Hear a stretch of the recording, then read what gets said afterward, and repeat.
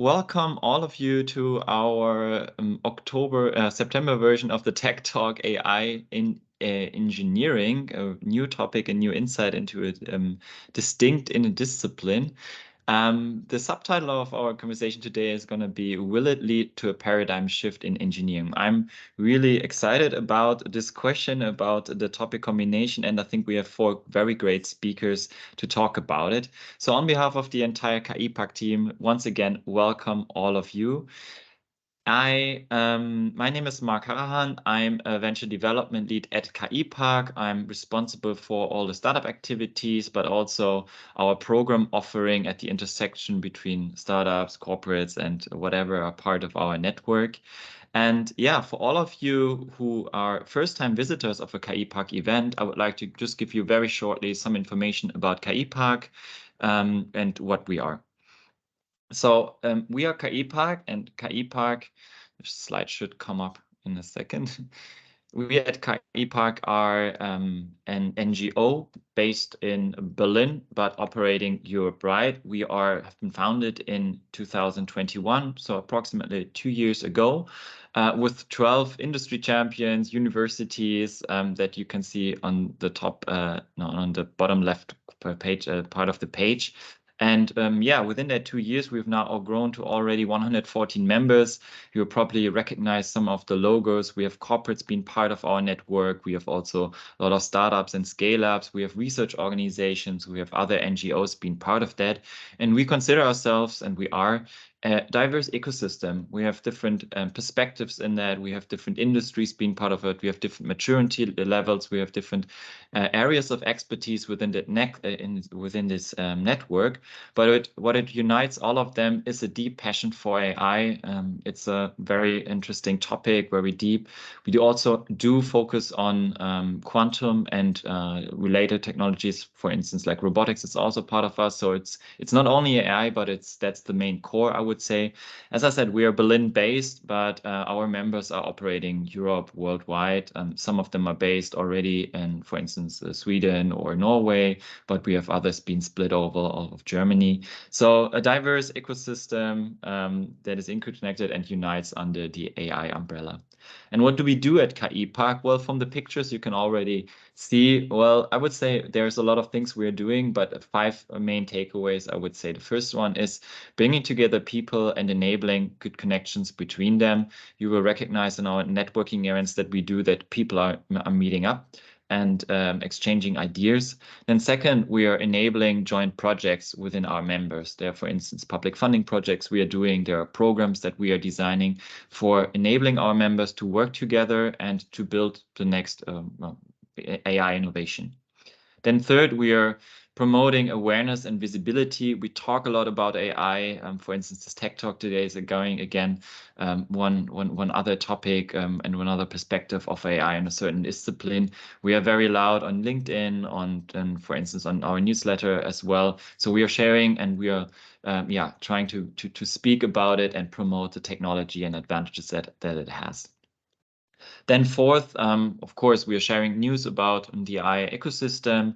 We are sharing market insights that we're having, and of course, a lot of other opportunities that are going to reach us. You will hear about awards, you will hear about conferences that we are promoting and taking part of, sometimes white papers. So it's about, being on track about latest news. And then lastly, of course, we are also working on our infrastructure offering. We have cute little space, our KI-Park office in Berlin, Mariendorf, and we are expanding as well. But more about that after the Tech Talk. So if you haven't heard about KI-Park, this is a good moment. Check out our website. You can also shoot me a message on LinkedIn and just connect. I'm very open and happy to discuss with you any questions you might want to have. So, and that being said, I don't want to waste too much time to share some latest information before we start. So this Tech Talk is going to be recorded. Your camera is not switched on or so. So that shouldn't be an issue. If you have any questions, please write them in the text box. There's going to be a little Q&A that we are having after that tech talk. So your questions will be asked. You can also write these messages while the tech talk is going on. And then at the very end, we will just go through the questions. So whenever there's something you like a bit more focus on, or you want to know some more things about, then yeah, really welcome, use the chat box as well. And yeah, the session will be uploaded after the tech talk. It takes approximately 1 week to our YouTube channel, so you can rewatch it if there are some interesting passages you like to listen to again. And yeah, I think that should be it. Information to start. We have a very interesting topic. I already said it. It's will it lead it to a paradigm shift in engineering? And we have 4 speakers today. We have Astrid, we have Benham, we have Omar, we have Matthias. Who I would like to pass over the word today to introduce themselves and yeah, share their something about their background and then kick off the conversation. Matthias, I'm handing over to you and closing that yeah, presentation right now. Thank you very much, Mark. I'm sorry, it doesn't echo. Is a mic open maybe? I think it was Mark, so maybe it should now be fine. Try again. Okay. Thank you very much. Okay, thank you very much, Mark, for the intro.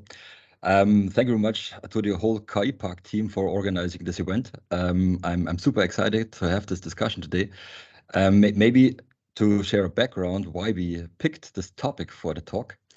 I was visiting the KI Park summer event, and it was great. It was an exhibition and a lot of interesting presentations, and of course a barbecue.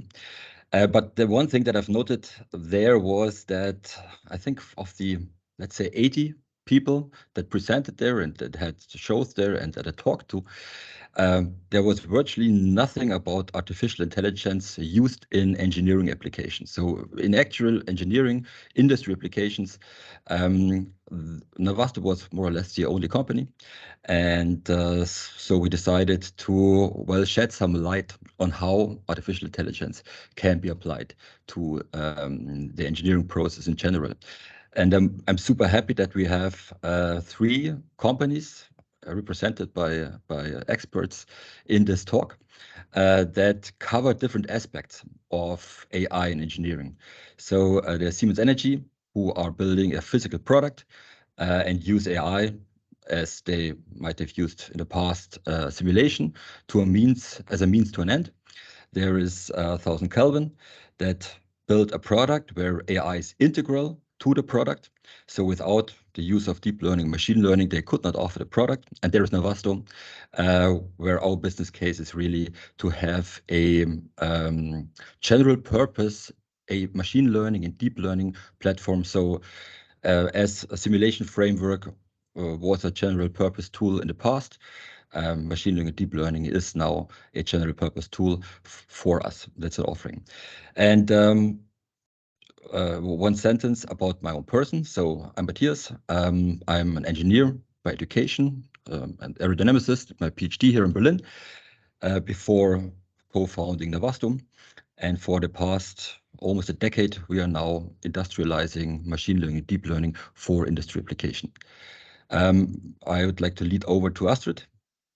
Yeah, thanks, Matthias. So yeah, then just a little bit about myself, and I think actually what Matthias just described with this event, and then really seeing not a lot of use cases or examples where AI is really used in engineering. I think this really resonates quite well also with what I would describe as my mission and passion, really to bring AI and data science into engineering and really to see how we as engineers can really take advantage of these new technologies.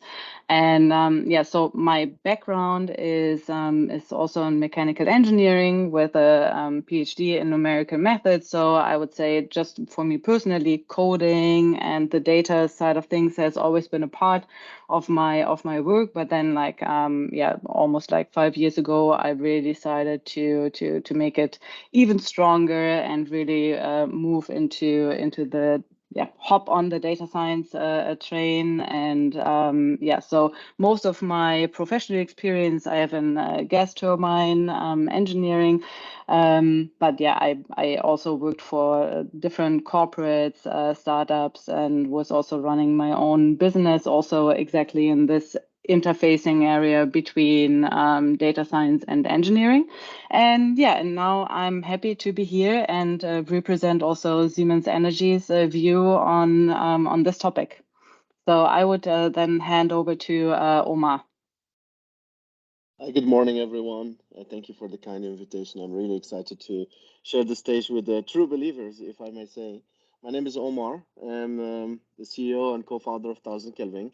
And as Matthias said, we are a company that leverages machine learning algorithms and generates a product that goes deeply into the manufacturing industry. So we are extremely focused on enhancing 3D printing using AI, and we focus on this vertical. As of my background, I actually come from an engineering background, PhD in mechanical engineering, with actually a specificity that I worked for Siemens simulation division as director of technology there. So I had to do the shift from physics-based simulation to AI, but we're going to talk about that today. Thank you. Cool. So I think one of the interesting questions is, what do we mean with this title? What's the paradigm shift that we are talking about? The question was like, will it happen? I think it is actually happening at the moment. And at least when we thought about this title, or when I thought about this title, the idea was that it's going away from this paradigm of iterations. As an engineer, I think I'm allowed to say that engineering work is trial and error, meaning that you have an idea and you design something digitally or physically, and then at the end of the day, you need to see if it's working. And if it's not working in the first instance, then you'll have to do a redesign.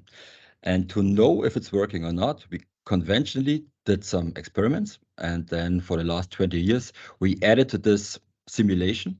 So we didn't have to build a physical prototype and test it in a lab, which took probably a month in the case of something like a vehicle, but we could run a simulation. But this simulation still takes days, at least hours, to come back. So the iterative process is always paused when you have to wait for the simulation result to come back, when you have to wait until your answer comes back to the question, is my product working or not? And I think there is where machine learning and deep learning come into play, because they're real-time capable. If a machine learning model is trained well, it can produce more or less the same results as a simulation or an experiment will produce, but the answer comes back in seconds or milliseconds, even depending on the size of the model. And I think this is the interesting part about where we can use machine learning and deep learning in engineering processes. This is the paradigm shift that at least I had in mind when I saw this title. Yeah, and I mean, maybe I can just add on to this, because then also, as I already said, my background is of course also in or not of course, but my background is in simulation. So I'm of course also seeing this this use case as the most, it's just the most present for me. And I actually feel the same way as Matthias when it comes to this paradigm shift, because I just feel that AI and machine learning in this area of application is now at in a state and a place where simulation probably was like 30 years ago. And so I feel that this might be now the new technology, which will become like the new simulation. And we cannot forget that the same or a similar paradigm shift, which went from experiment to simulation, also took place. It took some time, and it did not make the other technologies vanish, but it really just changed the amount of simulations and experiments. It just made it more accessible for a lot more people and actually a lot more cases. And I feel that this is a similar development what we will see now in the future. If I can add, well, first I can only echo what you guys have said. I think if we take a step back and we think about really what is this technology solving as a problem for the industry, it is quite clear. Competition is extremely hot between European companies, American companies, Chinese companies, and the game changer here is the time to market. How can you bring product faster, better? And I think that's where this technology is going to be a game changer. Let me elaborate on how we do that in 1000 Kelvin. Today, as you said, Matthias, a lot of engineers try to make complex components using 3D printing, and they will try and end up trying many times, failing, changing the orientations, and that costs time, energy, resources, and ultimately makes them unsuccessful. Then there was the evolution of moving to simulation, as Astrid mentioned, using finite element simulation to simulate these components, see how they will distort, fail. But unfortunately, this was not extremely successful. Simulation still took a lot of time and could not provide solution that these users could implement. And this is where the 10x improvement comes with machine learning technology. Not only you can go and simulate more complex things faster, you're also able to use these machine learning technologies to build optimization. And I think having this a closed circle is where our customers, the people we work with at the end, see the massive competitive advantage, and they can go and implement in the reduced time to market. So in essence, I think we are agreeing here that reduction of innovation cycles, faster time to market is why we are excited about this machine learning technology. This is the killing competitive advantage from my perspective. Maybe now just to lead this over, because now we have discussed a lot about what we do see as a successful development of this new technology and what it can actually bring in terms of advantages. But maybe now we can also discuss a little bit what are actually the requirements to make this really successful. And this also then resembles a bit to expectation management, because it's on the one hand side what these new technologies promise to do, but there are actually also high requirements. So I think especially now when we talk about these new technologies and the use case to make some simulations to replace simulations for some use cases. So I don't know, maybe Matthias, you can tell a little bit what are actually then the requirements to make this successful. Yeah, with pleasure. So I think obviously, since we are all using data-driven methods, it's very important to keep in mind that you need high quality data and enough of that. Enough of that is a lot of people have the impression that it requires like tens of thousands of data sets or even millions of data sets, as we know from large language models. In an engineering example, this could be much less, like dozens or maybe a few hundreds of samples. But at the end of the day, you need high quality data, evenly distributed in your design space, so that you can actually train a model on. Because at the end of the day, it's what we're doing. We're building an interpolation model or a regression model from an input, like a geometry or a set of parameters, to a desired output, like a flow field or a scalar value, like a performance coefficient or something like that. So data is the one thing that I see is necessary. And the other thing that I encounter very often when talking to potential customers is that there still needs to be a lot of education within large companies. Almost everyone has a large team of CFD engineers or FEA engineers available, but very, very few people already have sufficient machine learning and data scientists at the end of the day within their ranks to immediately use this technology on their own. This is what I at least see. So there is some kind of cultural change that's involved in the thing. What you take from the industry point of view, where you're actually working within such large companies? Yes, that's right. Hello, yes, Benham. Sorry, I'm a little bit late, but yeah, in our experience here at Siemens Energy, we also need this cultural change. So we have hundreds of simulation engineers, but the switch to AI or to use machine learning and optimization is going piece by piece, and we should not overpromise here anything. So the first time we introduced AI, the expectation was it comes and then it replaces all simulations. That's not true. So we need for every topology, for every variation simulation, we need verification simulations. So in the end, still 80% of our people are still doing simulations, and some of them help with machine learning to augment, to improve optimization, to get a little bit faster to a solution and a little bit faster to robust design. But AI is not like a complete replacement or some miracle which reduces our simulation time by 90%. I would even say the trend of number of CPU hours for simulation goes up, and it will still go up and up and up for the next 10 years. And maybe then machine learning could replace some stuff. But for now, we have new applications. We use, for example, hydrogen instead of gas. We need new data. So it's all simulation is required. New types of geometries with 3D printing. So again, and this is all stuff which we don't know. We don't have data, and we have to build piece by piece.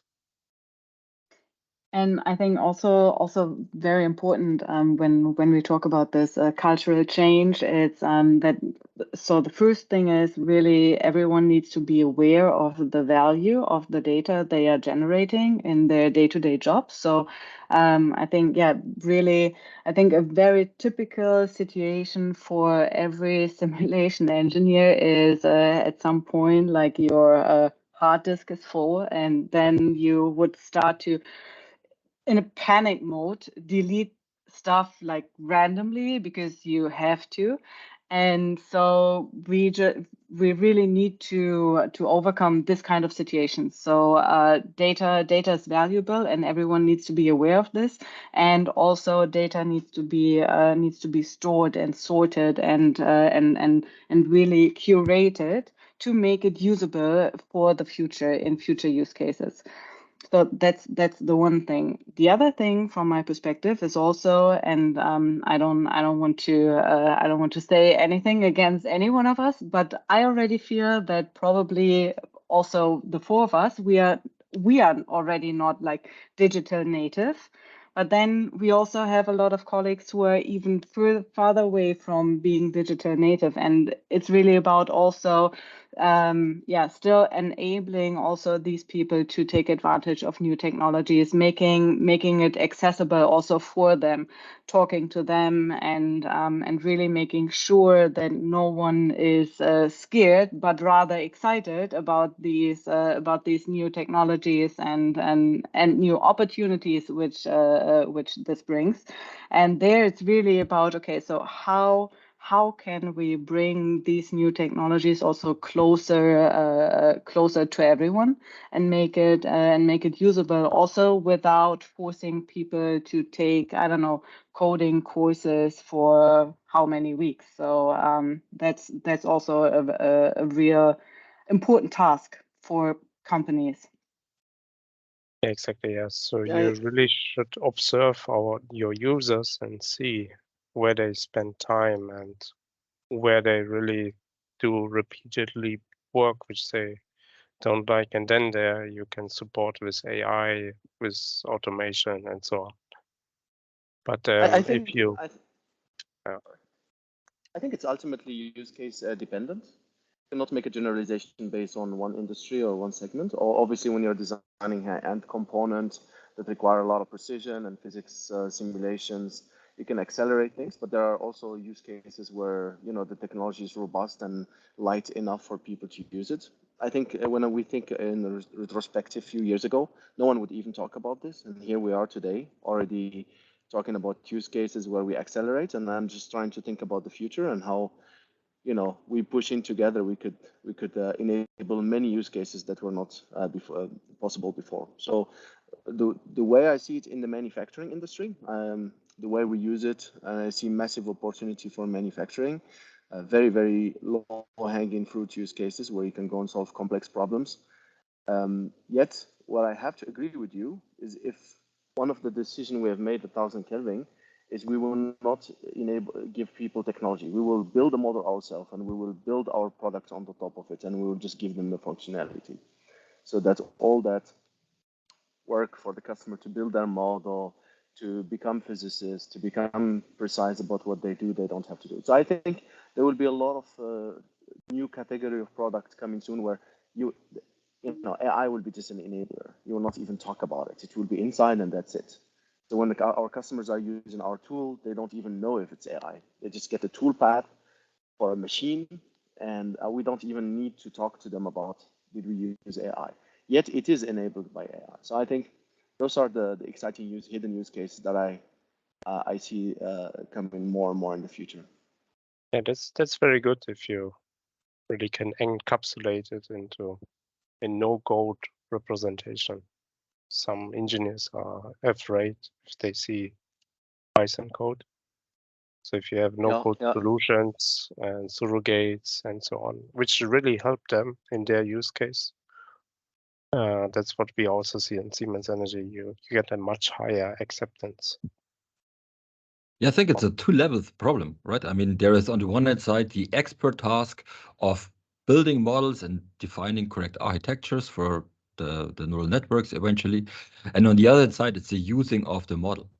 Whatever you do with it, that the benefits of exploiting the real capability of the model must obviously be very much user-friendly without coding.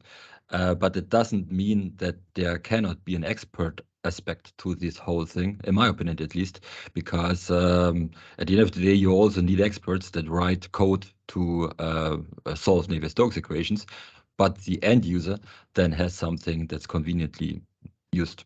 And maybe to touch back to the question, what can AI do? And do we need simulations? Is it going to replace simulation? I don't think it's going to replace simulations in the near future. Probably never. And I completely agree. What we are seeing with our customers is they are simulating more.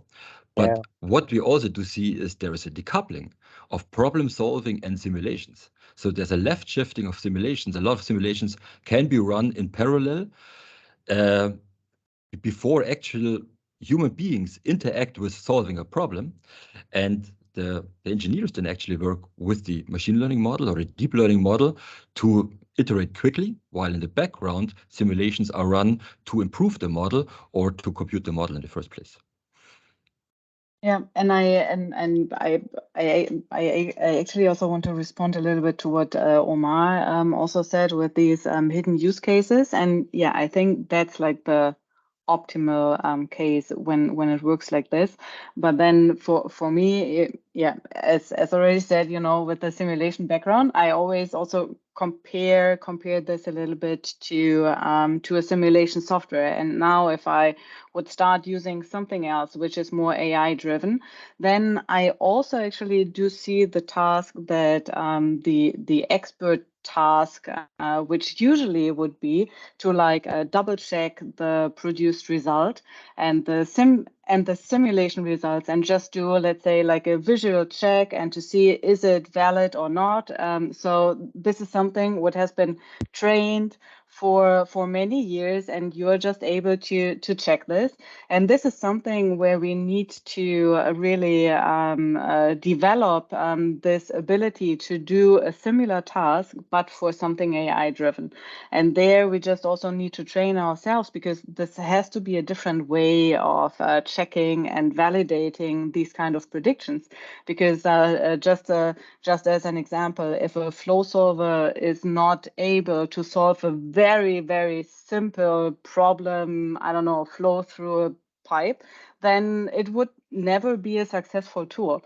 But we cannot use the same quality criteria on something which is then AI driven in this area of application, because this would just simply not work. If the model whatsoever has never seen something similar, then it would not be able to predict it. So there we really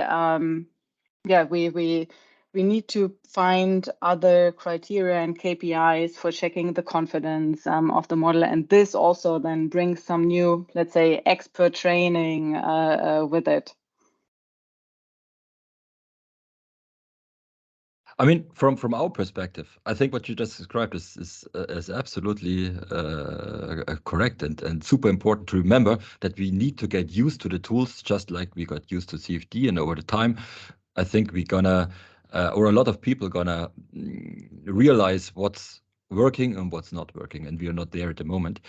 But as you're very well aware, there are methods like Bayesian layers in a neural network that are able to predict some kind of uncertainty of on top of an average value or something like that.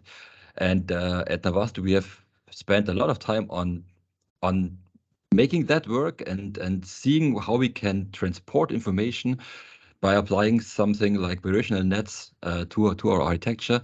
And at the end of the day, what we have nevertheless found is that all those statistics within the prediction are not necessarily what the end user wants to see. Instead, what we're now doing is we kind of checking the new input compared to the training data. And by comparing the closeness of something that's new, a new geometry or whatever, with what was part of the training data, we simply produce some kind of a go or no go for an engineer who doesn't have to be an expert, and tell him if this is something where the model is probably trustworthy or where they have to run a simulation. So I think those are the methods and the workarounds that we at the moment have to go to have these tools that actually productive for non-experts. Exactly, and then I think also a new field comes with this hybrid models. So a lot of our predictions are not very precise in some regions, and we have measurements data, and we cannot recreate them with CFD or FEA. So there are models like hybrid models where we fix our simulations. So we make a delta between reality and simulation directly applied, and to get this as a value for the designers.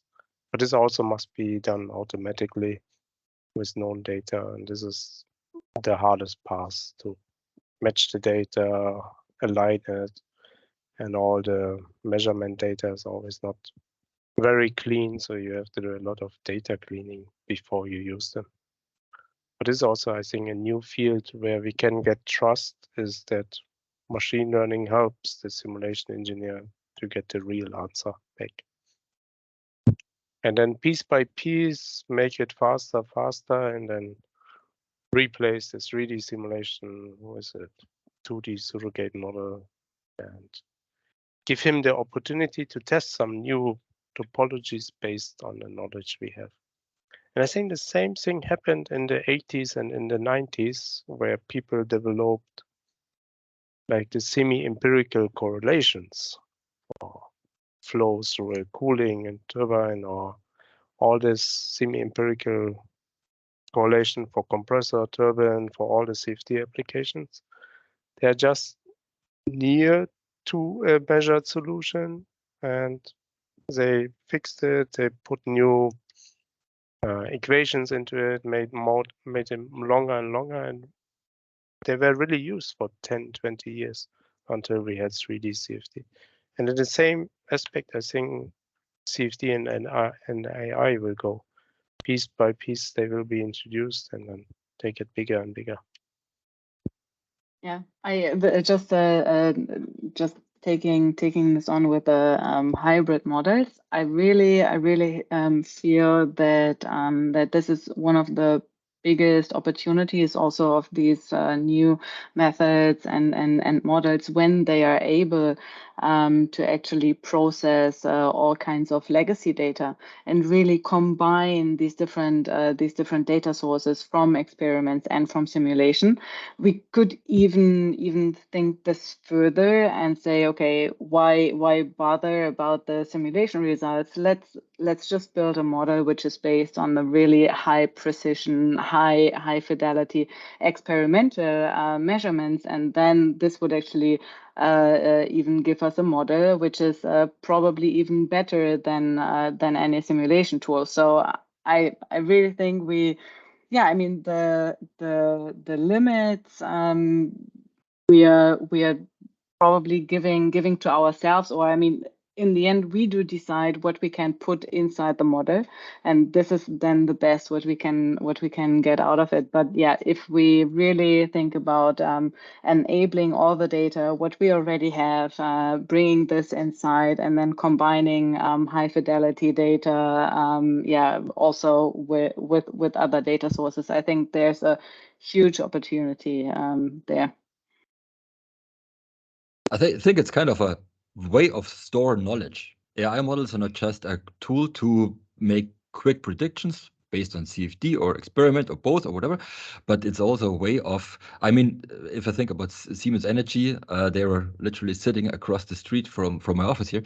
I don't know how many people work at Siemens Energy, but I guess thousands of them.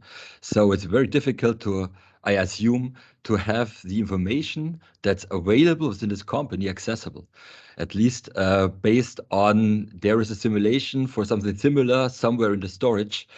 How many people know that the simulation even exists that was done?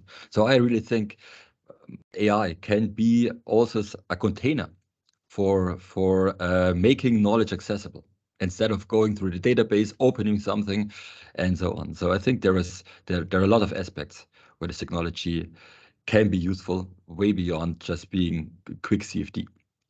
I think on the use cases, I'm going to be more defender of the low-hanging, easy use case, because I feel here, since you guys are in the high-end kind of application and automotive and gas turbines, those are extremely complex, application to design and engineer.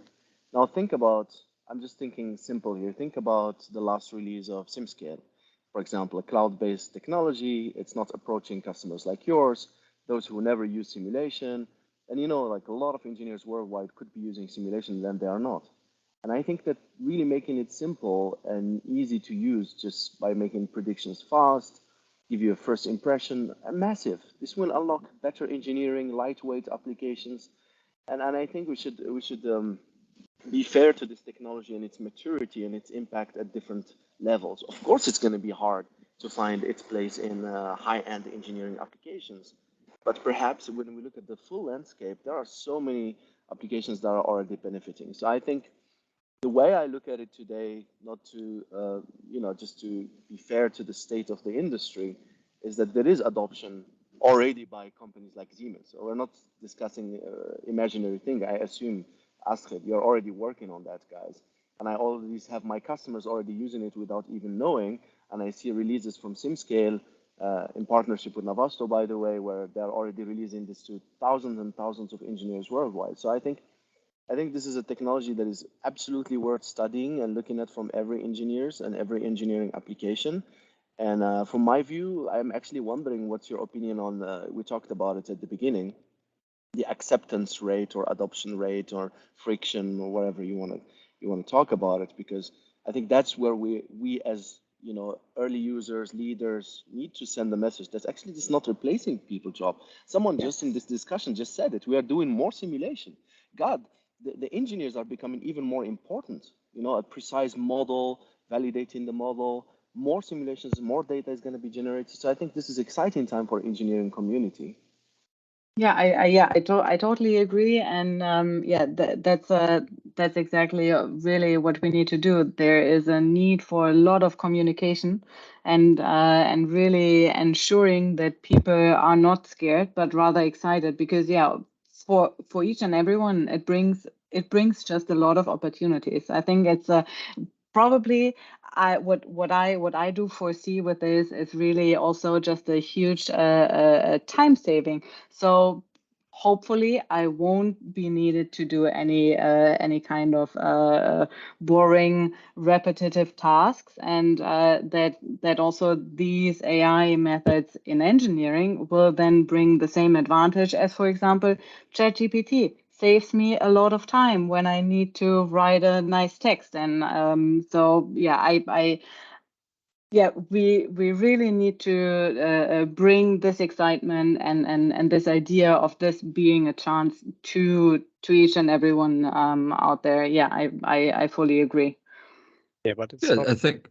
But it's also true that it takes some jobs away. So it's also true that for some people, the importance in the design gets lower. So if you have a multidisciplinary process chain like we have, so before we had the aerodynamic engineer, he did the aero, the thermal engineer who did the thermal, the mechanical. Now we have some genetic algorithms, some search algorithms supported with machine learning who are doing all these disciplines in a row.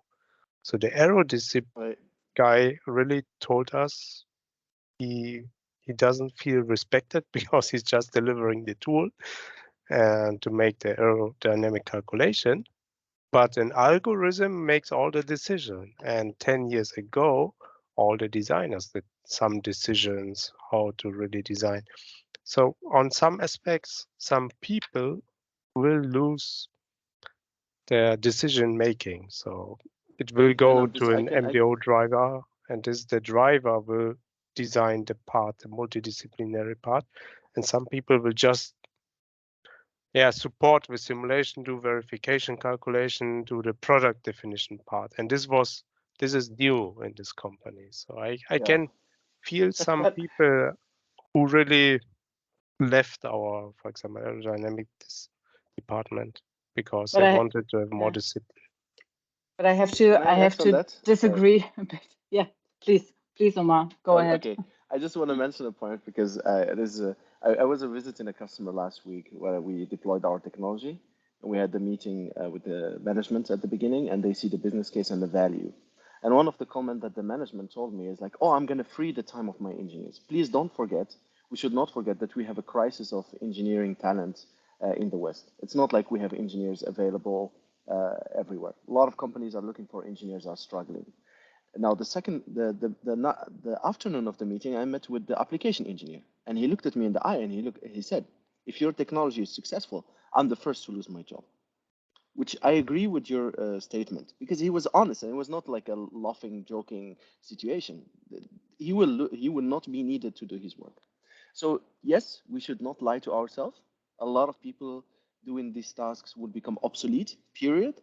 However, when you look at the global economics, I think I feel like we are lacking engineers everywhere. And it's very hard to scale the amount of talent in engineering.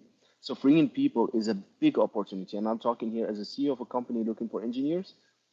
It will be a fantastic opportunity to have more talent. Because we have a lot of knowledge. I also think it really depends on the use case. I mean, for like something like a gas turbine, where no designer, no stylist is involved, for example, you can probably actually formulate multi-dimensional optimization problem, but there are a lot of jobs out there, a lot of products out there that are either even more complex, so that you cannot simply define the optimization problem, or where it's simply not that clear where the true optimum is.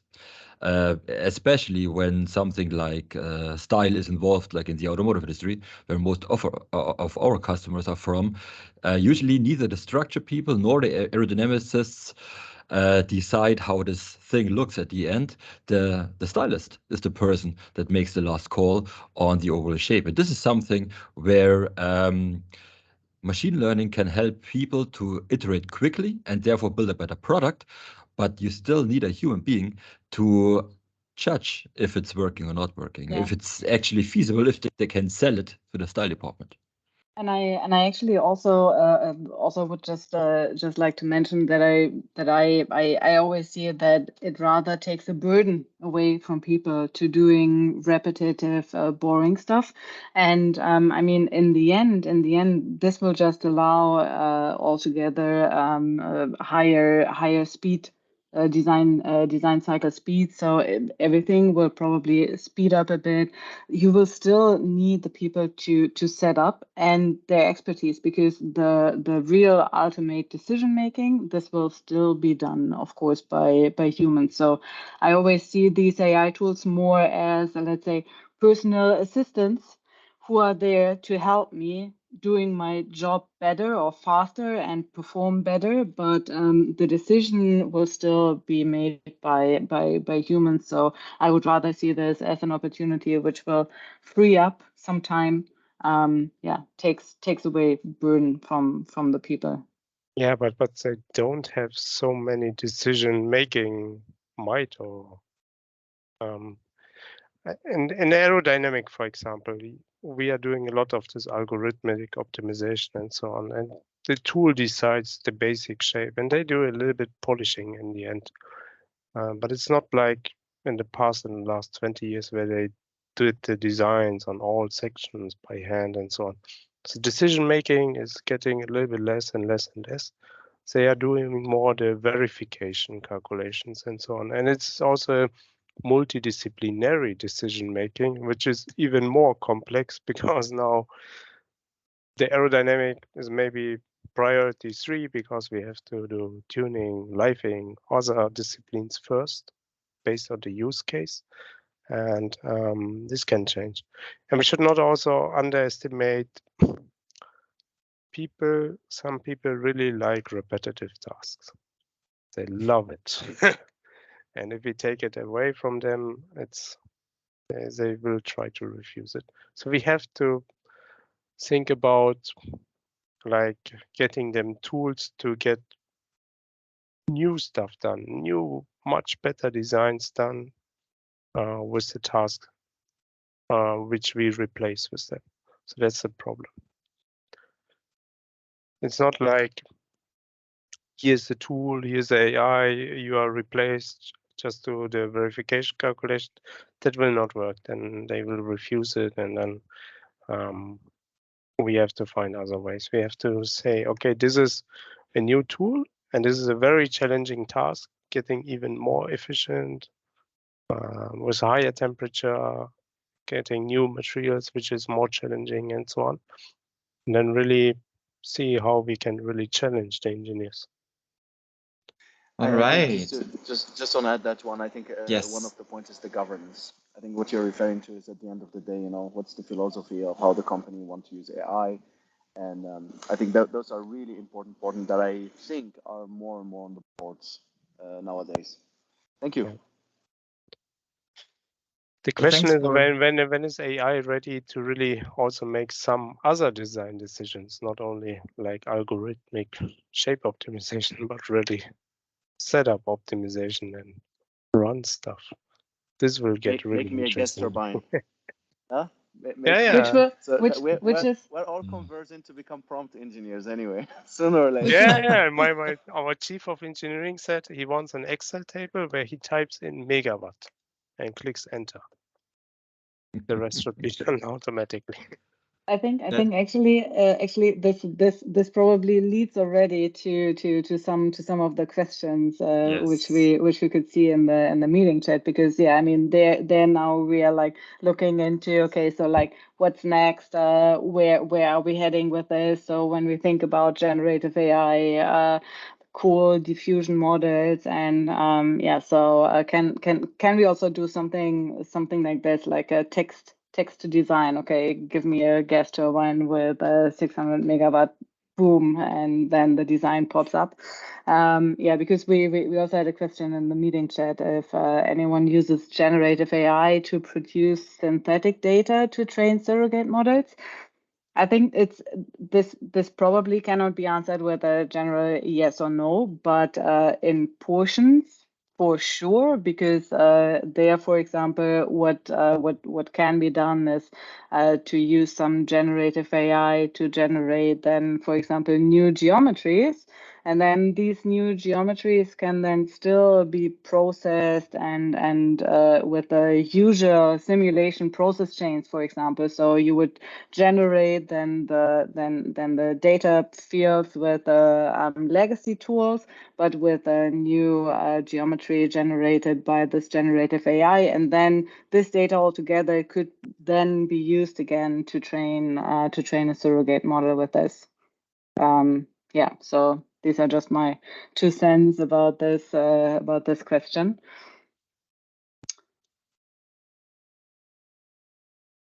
I think I always wonder when people say synthetic data, what does that mean? It's a physics-based data that costs millions of dollars to run on HPC and solvers and a lot of engineers behind. And we have built all the engineering world around us, buildings, planes, cars, trains, using this simulation. So I think we gotta respect this data a bit more and the people behind it, and call it physics data, validated physics data.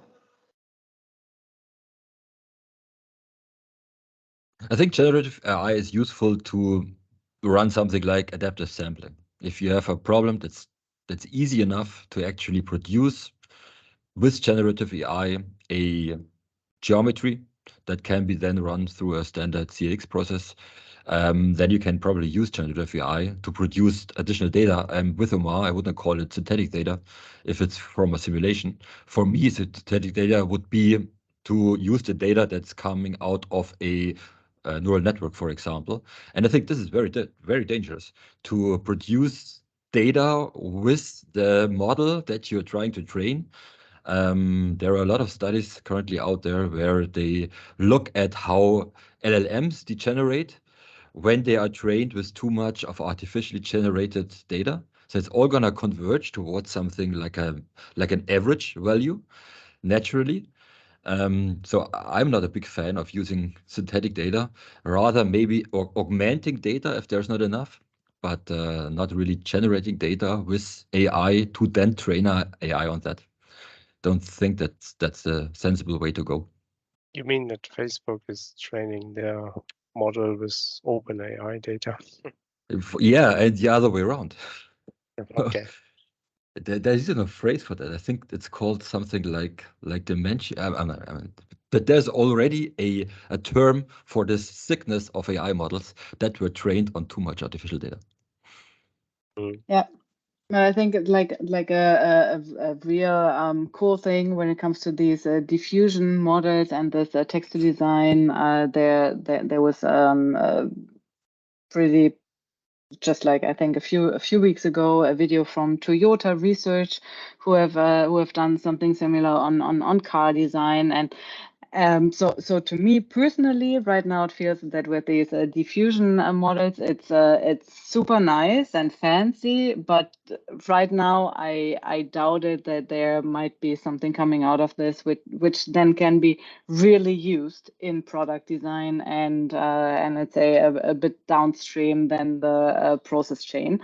But I mean, who knows? So I would say the beginning of this has started, and yeah, I'm super curious to see how this evolves. Maybe it's just Alright, me, but guys. I'm kind of. I'm sorry, Mark, please. No. I feel very bad of I don't know, closing that discussion in about we have 6 more minutes to go. I would like to get your thoughts maybe on one little question, guys.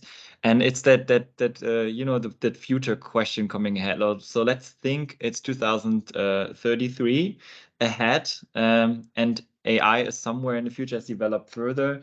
You guys are all engineers, so I'm wondering, how do you expect your job to be different 10 years ahead on time from what you're doing right now? And then maybe also answering that question, what paradigms have shifted, or what do you expect to shift then really? Yeah, I really expect that AI is really protocolling or monitoring how an engineer is working. So really monitoring how we drive cut, how we mesh, how we do this.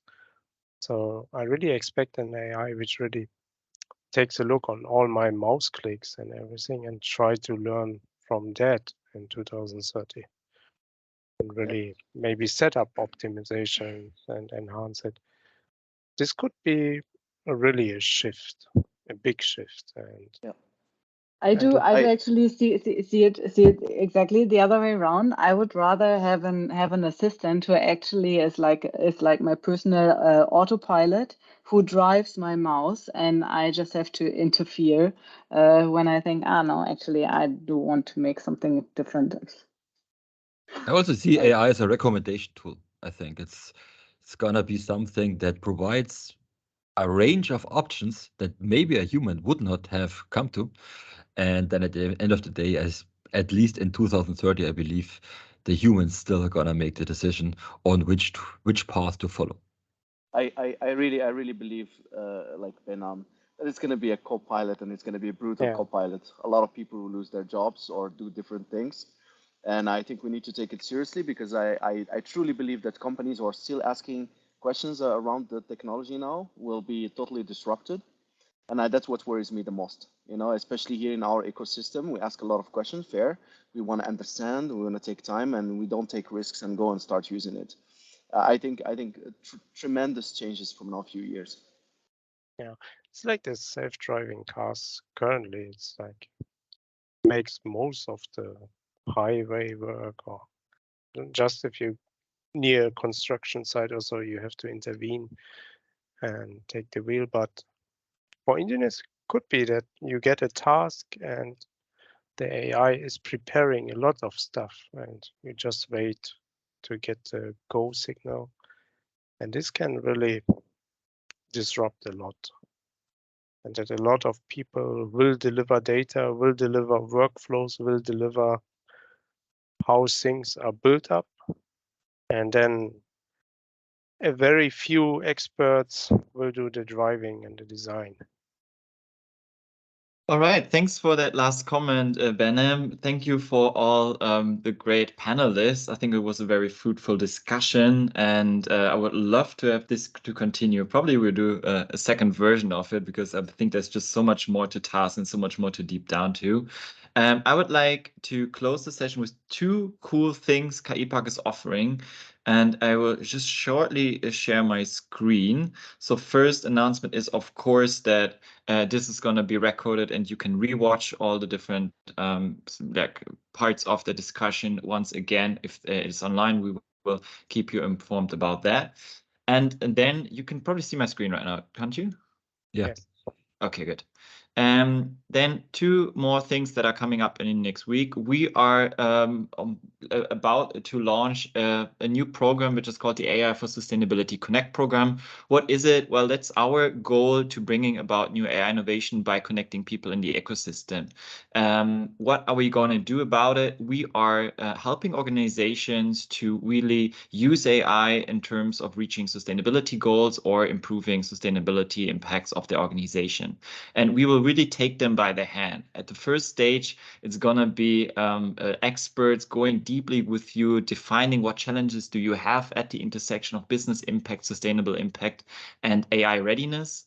Then we're going to look for the right partners. We have experts scouting the industry for relevant startups or relevant partners and experts to join you and help you finding solutions towards the challenges. And then there will be a prototype development stage for 3 months, bringing you the real value and solving the challenges for you ahead. So it's a 6-month program to start, and that's going to be start this fall, this winter slash. And if you're interested in that, shoot me a message. I'm happy to give you some more information about it. And then the second really cool thing is which is going to pop up. It's we are expanding our network.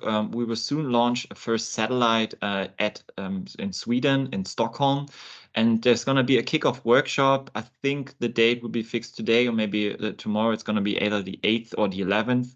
And yeah, in that kickoff workshop, we just want to, bring KI Park a bit more prominent to Stockholm. There's going to be workshop. There's going to be events such as this one as well, being right up there. And if you like to contribute, if you're based in Stockholm, if you're based in Sweden somewhere, or have offices up there, shoot me a message, and we are going to host that workshop, because we're looking for partners to launching that satellite. We're doing it together with the German-Swedish Chamber of Commerce, and this is just going to be a very cool, exciting to be there at the start of that community and bring in your expertise. That being said, a lot of opportunities. Once again, thank you all for coming. If you like to get more information about KI Park, if you like to know about your events, this QR code here is guiding you towards my bento page. You can set a meeting with me directly. You can sign up for the newsletter. You can see the website. So it's all stored on that website. And yeah, I'm looking forward to seeing some of you back again during our next Tech Talk. It's going to take place in October. The date is, I think, the 19th or so. Already said. You will receive all the information if you're signing up for newsletters ahead. And yeah, thanks you again to the panelists for that discussion, and looking really forward to continuing the work on AI and seeing new paradigm shifts in AI and for engineering. Thanks, Mark, for having us. Thank you. Bye. Bye.